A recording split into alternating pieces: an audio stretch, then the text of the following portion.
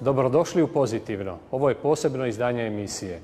Naš gost je predsjednik Udruge veterana Zagrebačkih branitelja Vukovara Zvone Ćurković. Pa evo vi najprije recite, bili ste pripadnik HOS-a, bili ste u Vukovaru. Koji su bili vaši motivi odlaska u Vukovar? Motivi moga odlaska u Vukovar je bilo čisto domoljublje. Bogoljublje, domoljublje i želja da se zaštiti hrvatski narod od agresije i da se konačno jedan puta hrvatski narod da živi u slobodi. Evo, to su bili motivi. Pri tome ono što se često puta pokušava nametnuti nekakvo profiterstvo bilo koje vrste. Imao sam firmu, zapošljavao 14 ljudi, zarađivao velik novac. Sve sam to uredno ostavio i prijavio se kao dragovoljac da bi se išao boriti za svoju hrvatsku domovinu. Evo, vrlo jednostavno. Kada ste došli u Vukovar, kako je bilo tih prvih ratnih dana? Prvih dana dočekao nas je Mile Dedaković Jastreb i rekao: idete na Sajmište, tamo ima svega, tamo najviše ima četnika. Idite gore i odradite posao. Prvih dana je još bila onako lagano mirnija atmosfera naspram onoga poslije što je sjedilo i mi smo krenuli u napad na njih, što je domaće branitelje začudilo. Rekli su: ovi su ludi. Mi smo ušli njima 300 metara u liniju i naravno da su nas vratili jer smo ušli u klin, a oni su imali premoć u ljudstvu toliku da jednostavno mi u tom napadu ne bi imali s čime popunjavati, oslabili bi linije. Dakle, vratili su nas natrag, ali su i oni bili šokirani da postoje ljudi koji su spremni ući toliko duboko u uličnim borbama. 300 metara je ogromna razdaljina. Evo. Jeste li imali dovoljno oružja? Oružje, naša logistika je zapravo bila improvizacija čista. Mi smo oružje uzimali od neprijatelja, otimali, donijeli smo nešto sa sobom. Jedan kombi nam je stradao pun opreme. To je granata točno pogodila u taj kombi, što nam je bio veliki gubitak, ali mi smo našu improviziranu logistiku svaki dan popunjavali otimajući od neprijatelja i pokušavajući dobiti nešto u stožeru, kako kad smo uspijevali, ali smo skoro do pred sam kraj uspijevali tu popunu municijom i to održavati u jednom začuđujuće solidnom stanju. S tim da nam je uvijek protuoklopa falilo, jer u tom smislu da nisi imao luksuz ispucat zolju ili osu ili RB ako nisi bio siguran pod navodnicima u pogodak. Dakle, nismo si smjeli dopustiti luksuz, što je njima su zolje služile za napade na naše pješačke položaje. Dakle, oni su imali u izobilju svega, kao i ljudi. Tako da smo tu uvijek morali vrlo biti pažljivi sa potrošnjom municije, osa, zolja, bilo kojeg materijala. Evo. Kako su vas kao HOS prihvatili ljudi civili, a kako vojska? Fantastično. Oni nisu vjerovali da postoje ljudi koji će doći, jer svi smo znali gdje je Vukovar i da tamo predstoji jedna doista velika bitka. Ljudi su bili oduševljeni, ljudi su nas dočekali s toliko ljubavi, s toliko poštovanja, da kao što i dan danas u našem narodu nas dočekuju ljudi, kad god dođemo u te krajeve, mi smo tamo doista počasni gosti. Tako da mi smo tamo dočekani sa oduševljenjem. I kreće rat, počinju sve jači napadi, pa evo recite nešto kako je bilo tada, nešto možda kako ste spasili vas trojica, Sajmište ili neki drugi događaj? Pa ne mogu reći da smo nas trojica obranili Sajmište, mada recimo se je upravo to dogodilo kad su oni probili Kraševu, kad su se naše snage povukle. Oni su ušli sa snagama jedne satnije u tu Kraševu ulicu i sticajem okolnosti ostali smo nas trojica, dr. Anđelić, Nikica Samoborac i ja, vraćajući tu cijelu satniju, s tim da je Beretka za kojeg smo ispočetka mislili da je jednostavno nestao sa položaja ili ranjen, zapravo je bio naprijed u jednom čudnom položaju za koji nismo ni znali zapravo točno gdje je. I mi smo uspjeli tu cijelu satniju nas trojica vratiti natrag na početne pozicije, što je doista bio poduhvat. Poslije nam se pridružuje vojna policija, taj dan je zapovjednik vojne policije Hill poginuo u tom proboju. Dakle, onda bio je isto jedan fantastičan u Bogdanovcima, kad je nas 10-ak, tad je zapovjednik sela bio Matković, Lasta, Damir Radnić i ja smo doveli 10-ak HOS-ovaca tokom noći u Bogdanovce. Prisluškivali smo njihove veze i očekivao se veliki napad, što je doista se i dogodio. Je cijela jedna masa tenkova i ljudstva krenula na to selo sa svih strana. Mi smo nakon nekoliko sati borbe, na kraju je nas 10-ak uspjelo izbaciti cijeli napad. Razbili smo nekih 5 ili 6 tenkova i transportera, pješadiju, pobacali ih van iz sela, što je već u principu to selo je bilo u jednom trenutku već palo. Dakle, bilo je puno epizoda koje su bile dramatične, koje su čak moguće i strateški bile presudne za opstanak Vukovara i za njegovo trajanje uopće. Borbe se nastavljaju, napadi se nastavljaju, dolazi sredina studenoga, pojedini dijelovi Vukovara padaju. Što čini vaša postrojba? Naša postrojba ostaje i dalje na Sajmištu, na istom položaju, nema uzmaka niti 1 metar. Što je suludo, ujedno držimo i podržavamo na većem dijelu Sajmišta ostale položaje, krpimo svaki dan.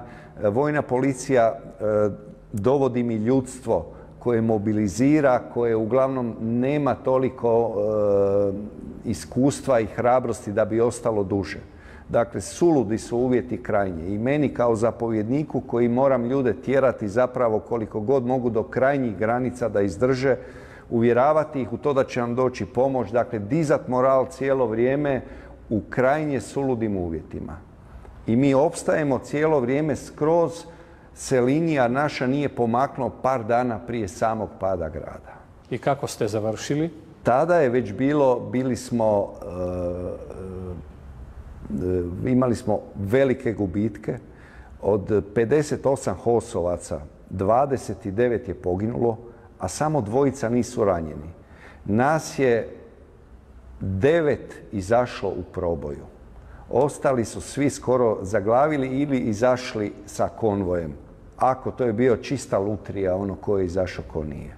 Od 58 pripadnika postrojbe, koliko je živih danas? Danas nas je živih 9, sve skupa.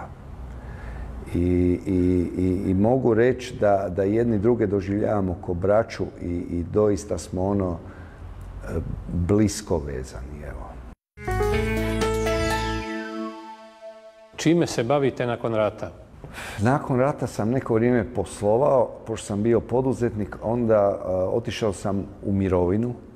3 puta sam ranjen u Vukovaru.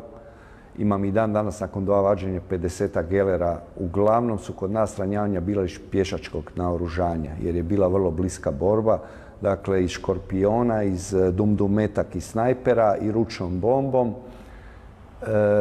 Bavio sam se, tad sam se i oženio, rastao se, imam 2 sina i onda se događa ono u životu. Imao sam prilično vatren život, dakle, i osim samog Vukovara. Dakle, 2009. mi je poginuo stariji sin u prometnoj.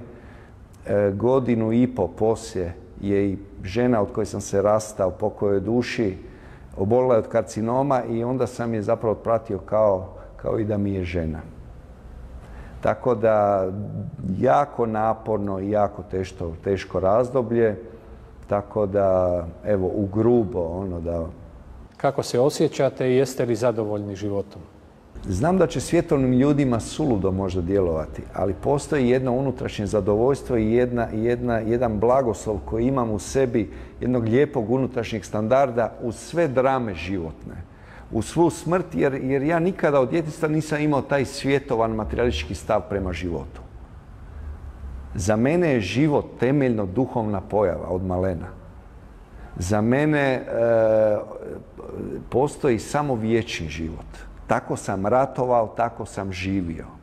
I trudim se živjeti ga ono što mogu ispravnije i čišće. Pri tom, naravno da nisam svetac nego griješnik, ali jedan zadovoljni griješnik. Evo, unatoč svemu, unatoč svim vatrama životnim, imam jedno zadovoljstvo i jedan lijep unutrašnji standard koji je utemeljen na mojoj temeljnoj religiji, mom odnosu sa Bogom, koji je jako intiman i jako lijep, nekad malo i sulud, pogotovo u ratnim uvjetima ili ovakvim vatrama, tako da mogu reći da sam zadovoljan svojim životom. Nije bar bio dosadan, evo. I vrijedan je bio življenja. Kako gledate na težinu života i imate li problema? Da, imam problema, imam težina, imam sve kao i svaki drugi čovjek. Ali moj život se temelji, recimo onu Isusovu, budi u svijetu, ali ne od svijeta. Dakle, sa takvim stavom trudite se odraditi ono što vam je Bog dao na putu. Trudite se odraditi najbolje što možete, što nikad nije savršeno. Ali to čovjeku ispunjava, jednostavno ispunjava ga jednim zadovoljstvom i to nije baš neki život onako koji bi neki ljudi zapravo rado prihvatili. Dakle, jedan vrlo dubok, spoznajni život, jedan vrlo duhovan život, jedan kvalitetan život. Suludo, ali doista tako.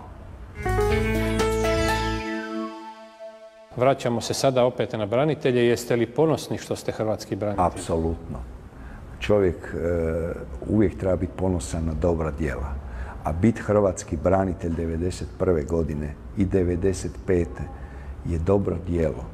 Jer mi izbora nismo imali. Hrvatskom narodu je bio nož pod vratom.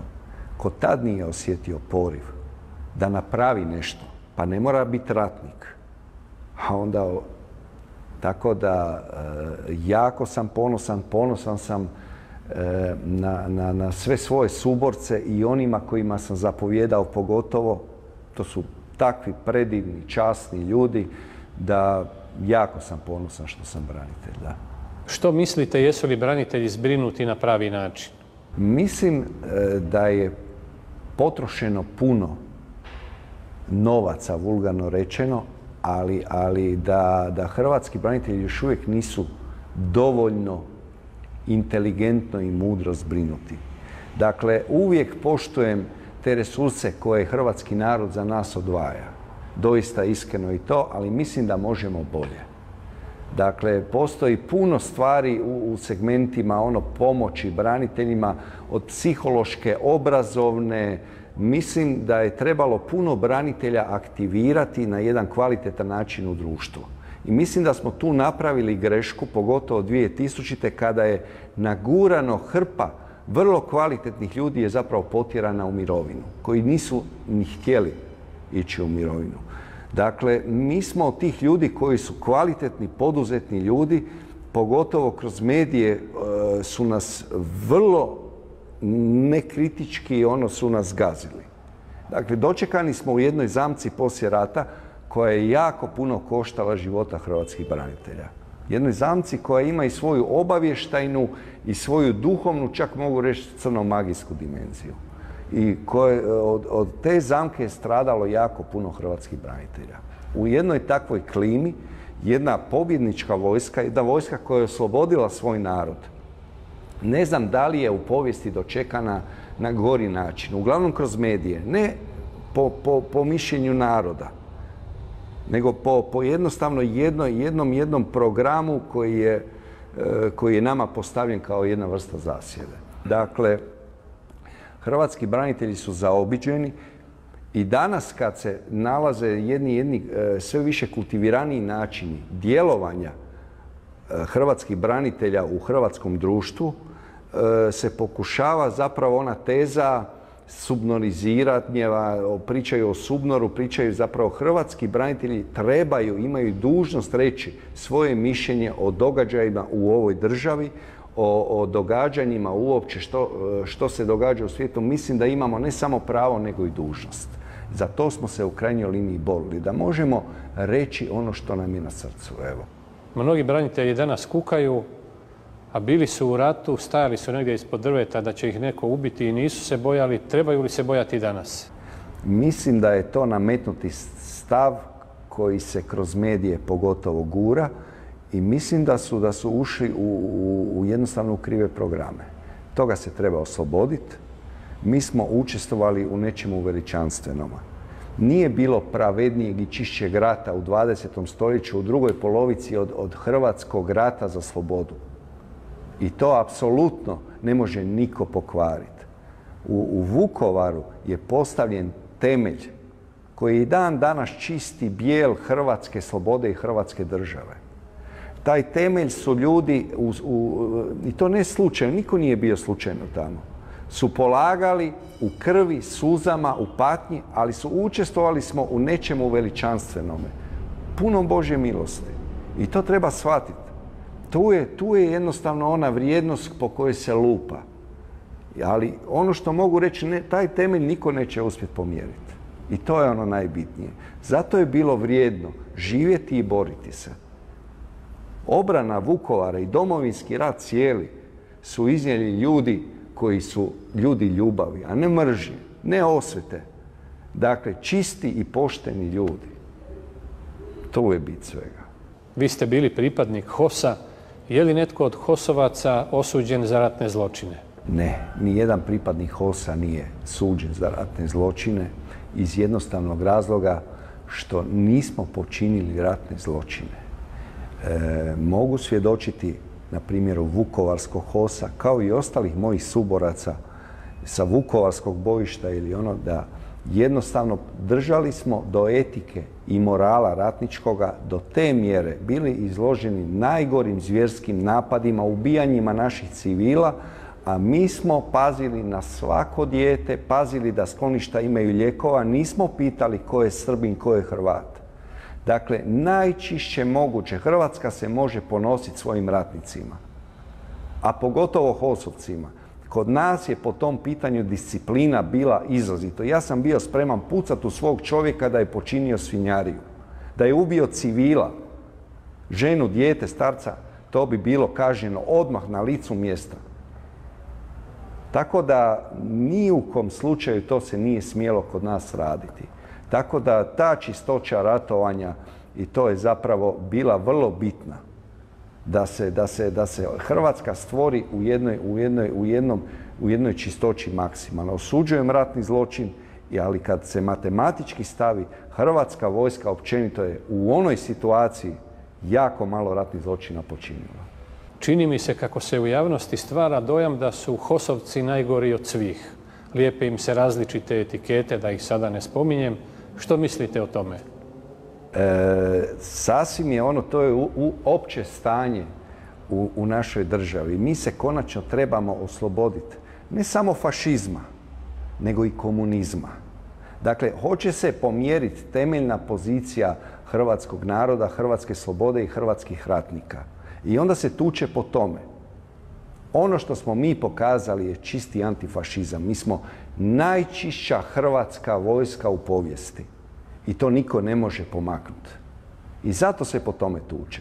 Nemamo nikakve veze niti sa ustašama, a hvala Bogu ni sa partizanima. Dakle, apsolutno ono to zlo koje se je dogodilo u Hrvatskoj, u hrvatskom narodu, ta dva demonska sustava, fašizma i komunizma, su samljeli hrvatski narod, a i one koji su stradali u svemu tome drugih naroda. Dakle, naša želja za slobodom je apsolutno bila legalna i mi smo bili spremni podmetnuti leđa da oslobodimo svoju zemlju i svoj narod. Kada se dogodi nešto loše, onda često kažu taj je bio branitelj. A za neka druga zanimanja to se baš i ne spominje. Evo, što mislite o tom prikazivanju u javnosti, u medijima i HOS-ovaca i drugih branitelja? Gledajte, mislim da nije ništa slučajno kod nas. Mislim da je to jedna, čak mogu reći, obavještajna operacija, psihološki izmjerena. Kako hrvatske branitelje, kako da izgubi se moć hrvatskih branitelja. I mislim da je to smišljena obavještajna operacija koja je psihološki, čak duhovno, mogu slobodno reći crnomagijski izmjerena, da se tako Dakle, vi imate ružna djela hrvatskih branitelja, da li u ratu ili u miru se izdižu, spominju se 500 puta. A dobra djela se samo prođu uopće ako se ispomenu. Dakle, matematički je to vrlo lako dokazivo. Kada bi se neki sociolog uhvatio posla, kada bi analitiku napravio kroz medije, kroz ono, pa vidio bi da to itekako matematički se može dokazati. A zašto branitelji i drugi ljudi to prihvaćaju? Pa ne prihvaćamo. Evo, zadnjih godina mogu reći da su se hrvatski branitelji aktivirali i da to postaje sve operativnije i sve iznijansiranije i sve kulturnije, pod navodnicima. Dakle, i mi učimo u hodu i mi griješimo. Mi smo počinili ono nekada i velike greške u našem djelovanju, ali i učeći. Danas to postaje jedna vrlo aktivna, na kvalitetan i ispravan način grupacija. Dakle, javljamo se, sudjelujemo u društvu na razne načine i mislim da će to s vremenom uroditi plodom. Pokušao sam provjeriti i kažu kako je bilo više od 100 različitih postrojbi koje su imale svoje oznake. Svih ovih godina nakon rata oni te oznake stavljaju na svoje zastave, na grobove svojih pripadnika, a izgleda da ima samo jedna udruga, odnosno jedna postrojba, ova vaša, koja ne smije isticati tu oznaku. Što mislite o tome? Pa gledajte, tu je ta fama o toj oznaci Za dom spremni. Dakle, da li je to povijesni naš pozdrav? Dakle, u operi Zrinski imamo Za dom spremni. Ne samo u ustaškom pokretu. Dakle, bez obzira ko što mislio, mi se ne vežemo ni na ustaški pokret, ni na fašizam. To je bila čista oznaka naše vojne postrojbe, naše vojne formacije. I zahtijevamo minimum pristojnosti za sve žrtve koje smo iznijeli, za dokazanu efikasnost, humanost i spravnost u ratovanju, da nas se ostavi na miru, da imamo pravo na naš znak i na naš simbol. Vrlo jednostavno, dakle, nevezano uz bilo kakvu prošlost. Mi smo čisti i pošteni hrvatski ratnici. Evo, to je vrlo jednostavno. Kako bi branitelji trebali djelovati danas u miru? Branitelji bi trebali djelovati na bezbroj načina na koji djeluje društvo. Biti uključeni u sve zdrave tokove društva. Dakle, ne samo kroz udruge branitelja, nego uopće figurirajući u svojim mjestima stanovanja, mjestima života kao ljudi sa određenom sviješću i savješću. I ono što ja vidim, mi nismo svjesni koliko kvalitetnih pojedinaca imamo. Dakle, koji se iz dana u dan aktiviraju na sve čišći, na sve bolji način. Dakle, mi moramo jednostavno preuzeti i razbiti ovu atmosferu upravo tih strahova. Ići među ljude na jedan zdrav, čist, pošten način. Čini se kako braniteljskih udruga ima barem koliko je bilo i postrojbi. Je li to preveliki ili možda premali broj? Pa tako je izgleda od početka bio plan. Da se branitelji razjedine, između ostalih na takav formalno pravni način. Pa kad je to već tako, onda napravimo plus od toga. Dakle, neka svako kaže što misli. Može se odraditi puno vrlo kvalitetnih, vrlo dobrih stvari, a neka to postane prednost kad se već tako dogodilo. Dakle, idemo raditi na kvaliteti. Općenito, ne samo braniteljskih udruga, nego cijelog društva i cijelog naroda. Što radi vaša udruga danas i koji su joj neki glavni problemi za rješavanje? Pa glavne aktivnosti su komemoracije, nažalost još uvijek, i očitovanja o nekim stvarima u našem društvu. Istovremeno podrška, radimo dosta na podršci članovima koji su u nekim težim životnim situacijama i uglavnom ta 3 faktora smo za sada, jer mi smo nova udruga i još nas je relativno malo aktivnih. Tako da polako radimo i na članstvu i da se to aktivira na jedan još bolji način. Evo. Kako vi vidite budućnost Hrvatske, ide li ona u pravom smjeru?